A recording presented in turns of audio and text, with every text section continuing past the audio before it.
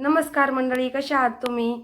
तर तुम्हाला सांगितलं तर मम्मीच्या घरचा मी ब्लॉग तुमच्यासोबत शेअर करणार आहे. तर हे आहे मम्मीच्या घरचं काम चालू आहे आणि मम्मीच्या आसपास शेती आहे, पुढं डांबरी रस्ता आहे.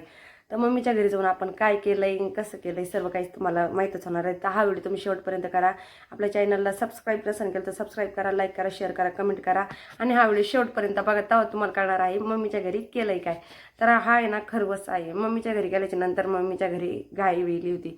तर म्हणलं याचं बनवायचं काय. तर आपण 2 पदार्थ बनवले, पण आपल्याला काही थांबायला वेळ नव्हता. मग आपण आहे ना, पण मम्मीने काय केलं, तोपर्यंत आहे ना आपल्याला चिक्काचं दूध शिजवून दिलं पहिल्या दिवशीचं. आणि ना आणि हे काय आहे, दुसऱ्या दिवशी दूध आहे बरं का. तर पहिल्या दिवशी दूध मम्मीने शिजवलं होतं आणि ते आपल्याला कट करून इकडं पोच केलेलं आहे. आणि आता बघा, हे आहे आपलं चिक्काचं दूध, याला खरवस म्हणतात. हे खरवस कसा बनवायचा, तर याच्यात काय टाकायचं असतं, तर आपल्याला गूळ टाकायचा असतो आणि त्यांनी खरवस बनायला सुरुवात होते. आणि खरवस कसा आहे, असा होतो तो शिजून एकदम परफेक्ट प्रमाणात होतो, तर तो असा होतो. तर खरवसात आपण काय केलं आहे, गूळ टाकलेला आहे आणि खरवस तयार करून घेतलेला आहे. सुटविल्याची तुम्ही घालू शकता आणि त्यानंतर असा खरवस होतो. हा महाराष्ट्रातील अतिउत्तम पदार्थ आहे आणि शरीरासाठी सुद्धा खूप छान. म्हणजे सगळ्या आजारांवर खरंच गाईचं पहिल्या दिवसाचं दूध जर खाल्लं तर एकच नंबर. तर बघा, हा किस आहे ना आपला 6 महिने एक व्यवस्थित टिकतो. आता श्रावण चालू व्हायचा आहे आणि श्रावणात असं जर किस करून ठेवला तर तुम्ही अधूनमधून दुपारी जर भूक लागली तर कधी पण करू शकता, काहीच अडचण येणार नाही. तर हा मम्मीनं आपलं काय केलं, तिकडे शिजवून दिलं आणि मी एकदा टाकलेली आहे ही रेसिपी.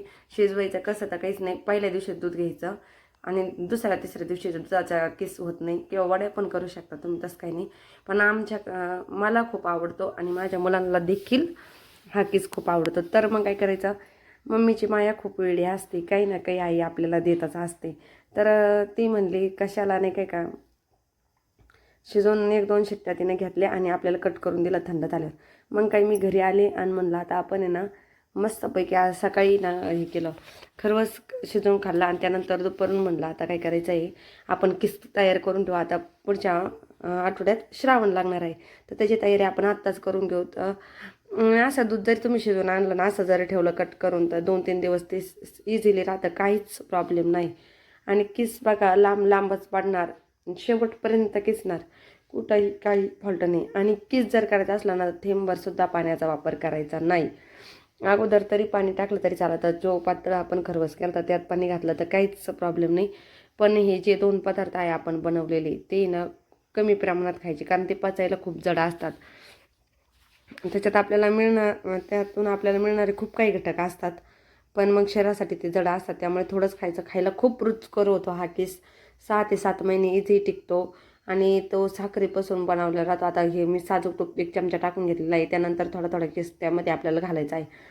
हा खरवसाचा किस इतका उत्तम होतो. आणि ना तुम्हाला एक सांगते, जोपर्यंत तो तडतड वाजत नाही ना, तोपर्यंत तो परतायचा बरं का. तर परतायला खूप वेळ लागतो, 10 ते 15 मिनटं लागतात याला, जर व्यवस्थित टेस्ट करायची असली तर. टेस्टी जर बनवायचा असला तो लवकर परततो. पण जोपर्यंत त्याच्यात पाणी आहे ना, जोपर्यंत पाणी संपत नाही तोपर्यंत काळजी घ्यायची. अगोदर आपण आहे ना की 2 ते 3 मिनटात चांगला परतून घेणार आहे मीडियम फ्लेमवर. तर त्यानंतर काय करायचं आहे, आता तुम्ही काय असा हाताने प्रयोग करू नका, कारण मी ना मोकळा आहे की नाही ते चेक करत होते. अजून तो काही गरम झालेला नव्हता. पण तुम्ही काय असा ट्राय करू नका, मी जसं दाखवलं आहे तसं. आणि पण हा खरवस जर गावाकडे असन तर खरंच बनवून खा, कसा होतो ते मला कमेंटमध्ये नक्की कळवा. नसन तरी पण इझिली आता खरवस भेटतोय वाटतं शहरातसुद्धा, तुम्ही तिथूनसुद्धा मागवून बनवू शकता किंवा आणून असे काही पदार्थ खाऊ पण शकता.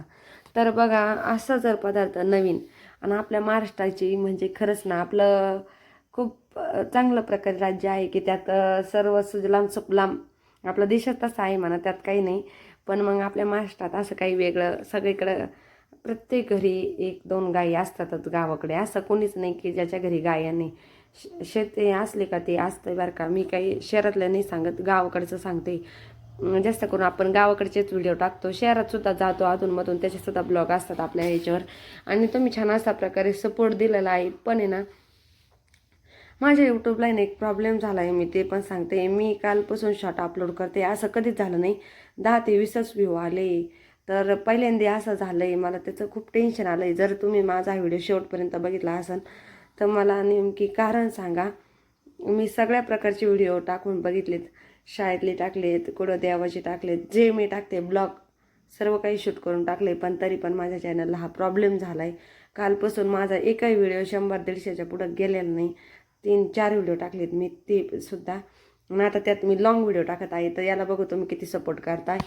तर बघू आजचा आपला खरवस कसा चालतोय. मम्मीच्या घरचा आहे बरं का. मम्मीच्या घरून तर इथपर्यंत तुम्हाला म्हटलं तर मम्मीच्या घरचा ब्लॉग शूट करते. मम्मीच्या गायाचा गोठा वगैरे काही नाही घेतला, शेती थोडंफार घेतलं.